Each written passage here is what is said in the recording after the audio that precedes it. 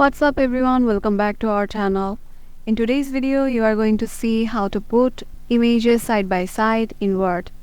It's pretty easy, so without any further ado, let's get into the video. Once you have opened your Word file, head over to the Insert tab, and as you want to insert pictures, click on Picture, and it will give you an option to browse your laptop or PC for your desired picture.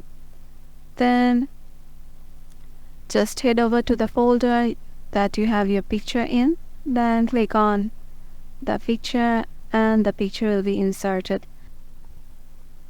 Both the images are inserted now. Then click on a picture, then click on another picture, and as you can see, both are side by side right now.